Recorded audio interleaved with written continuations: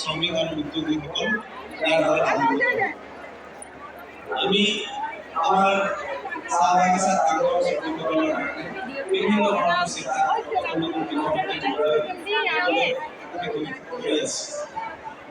কিছুদিন পূৰ্বে আমাৰ চাহ বাগিচাসমূহত চাহ শ্ৰমিকসকল লগে অসমৰ যিমান চাহ বাগিচা প্ৰতিটো চাহ বাগিচাত শ্ৰমিকসকলে তাৰ কাৰণে ব্যৱস্থা কৰা হয়। আজিৰ তাৰিখত বাগিচা হস্পিটেলবিলাকত যিমান মেডিচিন যোগান কৰা হয় তাৰ 90% মেডিচিন আমাৰ অসম চৰকাৰৰ তৰফৰ পৰা আগবঢ়োৱা মেডিচিন। তেনেকুৱাকৈ শ্ৰমিকসকলকো সহায় কৰিবলৈ চেষ্টা কৰি থকা হৈছে আৰু মেনেজমেণ্টকো সহায় কৰিবলৈ চেষ্টা কৰি থকা হৈছে। ইয়াৰ উপৰিও মাননীয় মুখ্যমন্ত্ৰী মহোদয়ে শ্ৰমিকসকলৰ কথা ইমানেই চিন্তা কৰিছে যে আমি বাগিচাবিলাকত ৰেষ্টিং ছেট দিব পাৰোঁ। আজিৰ তাৰিখত বাগিচাবিলাকত ওজন লোৱা বস্তুটো নাই, এটা সময়ত আছিল, কিন্তু আজি চৰকাৰৰ তৰফৰ পৰা প্ৰতিটো বাগিচাত 2টা বা 3টাকৈ ৰেষ্টিং ছেট দিয়াৰ কাৰণে চৰকাৰে সিদ্ধান্ত লৈছে। আৰু এই ৰেষ্টিং ছেট দিবলৈ আমি কেনেকৈ সক্ষম হৈছোঁ? আমাৰ দেশৰ যশস্বী প্ৰধানমন্ত্ৰী নৰেন্দ্ৰ মোদী ডাঙৰীয়াই চাহ শ্ৰমিক প্ৰোৎসাহন যোজনাৰ অধীনত আমাক পুঁজি আগবঢ়াইছে আৰু সেই পুঁজি আগবঢ়োৱাৰ কাৰণে আজি আমি বাগিচাবিলাকত ওজন ঘৰ নিৰ্মাণ কৰিবলৈ গৈ আছোঁ। খুব কম দিনৰ ভিতৰত চাইকেল চিন্তা কৰি আছোঁ যে বাগিচাত যেতিয়া আমাৰ শ্ৰমিকসকলে কাম কৰে, বিশেষকৈ মহিলাসকলৰ অসুবিধাৰ সন্মুখীন হয়, সেই অসুবিধাৰ সময়ত মহিলাসকল ক'ত যাব? কাম কৰাৰ ফলত কোনো ধৰণৰ সুবিধা নাই, পানী এটোপলাৰ সুবিধা নাই। সেই অসুবিধাৰ সময়ত তেওঁলোকে কেনেদৰে নিজকে যত্ন ল'ব, সেই কথা চিন্তা কৰি মাননীয় মুখ্যমন্ত্ৰী মহোদয়ৰ উদ্যোগত আমি প্ৰতিটো স্বাস্থ্যৱান হৈ থাকিলেহে ভৱিষ্যত প্ৰজন্ম বা সন্তান সন্ততি স্বাস্থ্যৱান হৈ থাকিব। তো এনেকুৱাকৈ আমাৰ চৰকাৰখনে শ্ৰমিকসকলৰ কাৰণে চিন্তা কৰি আগবাঢ়ি যাবলৈ চেষ্টা কৰি আছে। আমাৰ চৰকাৰে খুব ডাঙৰ এটা উদ্যোগ লৈছে মাননীয় মুখ্যমন্ত্ৰী মহোদয়ৰ নেতৃত্বত। আজি গধূলি কেবিনেট বৈঠক অনুষ্ঠিত হ'ব। এই কেবিনেট বৈঠকতে আজি এটা ডাঙৰ কথা কেবিনেটে এপ্ৰুভ কৰিব আৰু সেই কথাটো হৈছে বিভিন্ন সময়ত মাননীয় মুখ্যমন্ত্ৰী মহোদয়ে ৰাজহুৱা সভা সমিতিত উল্লেখ কৰিছে যে চাহ বাগিচাসমূহত থকা চাহ বাগিচাৰ লাইনত বসবাস কৰা আমাৰ শ্ৰমিকসকলৰ যি লেবাৰ কোৱাৰ্টাৰ আৰু তেওঁলোকে বসবাস কৰি থকা যি জেগা, সেই জেগাখিনি ভূমি পট্টাসমূহ তেওঁলোকক অধিকাৰ দিয়াৰ কথা, সেই কথাটো আজি কেবিনেটত আহিব আৰু কেবিনেটে আজি সেই বিষয়টোৰ ওপৰত অনুমোদন জনাব আৰু অনুমোদন জনাই আপোনালোকক জনাবলৈ পাই সুখী হৈছোঁ যে অহা 25 নৱেম্বৰ তাৰিখে বিধানসভাৰ মজিয়াত বিলটো উত্থাপন হ'ব আৰু মই ভাবোঁ যে বিধানসভাৰ এইটো ছেছনতে এই বিলটো গৃহীত হ'ব আৰু আমাৰ শ্ৰমিকসকলে আজি 200 বছৰ পিছত আমাৰ মাননীয় মুখ্যমন্ত্ৰী মহোদয়ে বাৰে বাৰে কৈছে যে যেতিয়া নৱেম্বৰ মাহত বাগানত কাম বন্ধ হয়, টেম্পৰাৰী মানুহ কাম নেযায়, সেই কাম নোযোৱা সময়ত যাতে তেওঁলোকে কামৰ সুবিধা পায়,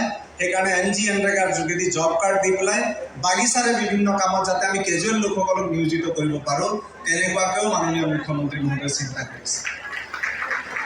এই কথাবিলাকৰ সম্পূৰ্ণ লাভ ল'বলৈ হ'লে আমি যিসকল বাগিচাৰ লগত জড়িত হৈ পেলাই কাম কৰি আছোঁ, ছাত্ৰ সংগঠনেই হওক, শ্ৰমিক সংগঠনেই হওক, নিৰ্বাচিত প্ৰতিনিধি হওক বা বাগিচাৰ মেনেজমেণ্টেই হওক, সকলোৱে যাতে এই ক্ষেত্ৰত আমি আগভাগ লৈ শ্ৰমিকসকলৰ কাৰণে যিখিনি সুবিধা আছে সেইখিনি আমি লোৱাৰ যত্ন কৰিব।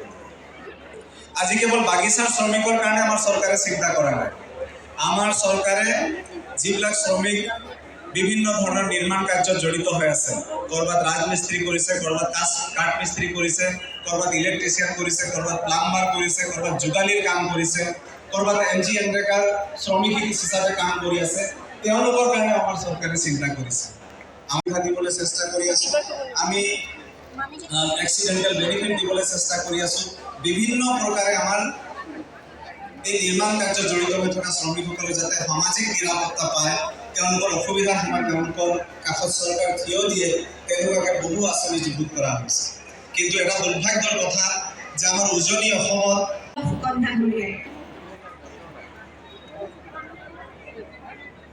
হস্পিটেল গোলাঘাটৰ ৰঙাগড়া চাহ বাগিচাৰ হস্পিটেলে লাভ কৰিছে এই বঁটা। ৰঙাগড়া চাহ বাগিচা হস্পিটেলে ৰোগীৰ চিকিৎসাৰ বাবে সকলো প্ৰকাৰৰ সামগ্ৰী তথা ঔষধৰে সেৱা আগবঢ়াই আহিছে। এই হস্পিটেলে জৰুৰীকালীন সেৱাৰ বাবে এম্বুলেন্সৰো ব্যৱস্থা গ্ৰহণ কৰিছে। এই বঁটাটি গ্ৰহণ কৰিব শ্ৰী শ্যামলাল চৌধুৰী ডাঙৰীয়াই, Rangagora T state hospital. Highest says deposition under the building and other construction. ইয়াৰ বাবে মনোনীত হৈছে MS Larsen and Toubro Limited। এই বঁটা গ্ৰহণ কৰিবলৈ মঞ্চলৈ স্বাগতম জনাইছোঁ প্ৰদীপ্ত কুমাৰ দাস, মিষ্টাৰ চন্দন কুমাৰ প্ৰধান, এডমিন মেনেজাৰ।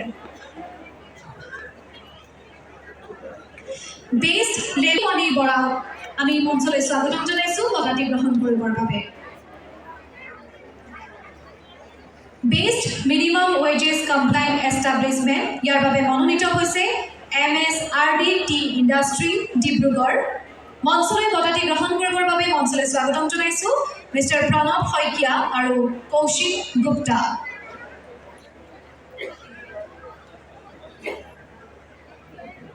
মনোনীত হৈছে অজন্তা ফাৰ্মা লিমিটেড পলাশবাৰী কামৰূপ। মঞ্চলৈ স্বাগতম জনাইছোঁ mister Ratan Roy, assistant general manager.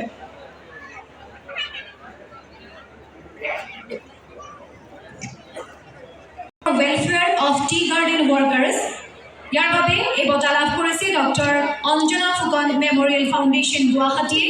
Doctor Diganta Apurba Phukan মহোদয়ক মঞ্চলৈ স্বাগতম জনাইছোঁ আৰু মাননীয় ভাৰত চৰকাৰৰ কেন্দ্ৰীয় মন্ত্ৰী সৰ্বানন্দ সোণোৱাল মহোদয়ৰ পৰা এই কমপ্লাইণ্ট টি ষ্টেট ইয়াৰ বাবে মনোনীত হৈছে ডিকম টি ষ্টেট লাহোৱান ডিব্ৰুগড়। মঞ্চলৈ স্বাগতম জনাইছোঁ mister Samarjyoti Chaliha, deputy GM আৰু mister Rishi Bharali, deputy general manager Moriani Jorhat. মঞ্চলৈ স্বাগতম জনাইছোঁ মিষ্টাৰ অম্বৰীশ বৰঠাকুৰ, মেনেজাৰ।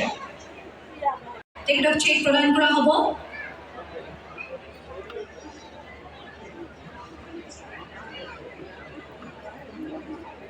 $56,200 এখন চেক তেখেতক প্ৰদান কৰা হৈছে। তৰফৰ পৰা বিভিন্ন আঁচনি আৰু এয়া ডেথ বেনিফিচিয়াৰী যিসকল তেখেতক দিয়া হৈছে। আমাৰ এই অনুষ্ঠানটি ইমানতে সমাপ্ত হৈছে। সকলোকে পুনৰবাৰ আসন গ্ৰহণ কৰিবলৈ অনুৰোধ জনাইছোঁ। জনগোষ্ঠী তথা আদিবাসী সমাজখনত শৈক্ষিক, সামাজিক, সাংস্কৃতিক আদি বিভিন্ন দিশত সবল ৰূপত আগুৱাই নিয়াৰ বাবে আগভাগ লৈছে। তেখেতৰ বলিষ্ঠ নেতৃত্বৰ বাবে শ্ৰমিকসকলে উন্নতিৰ পোহৰ বিচাৰি পায়।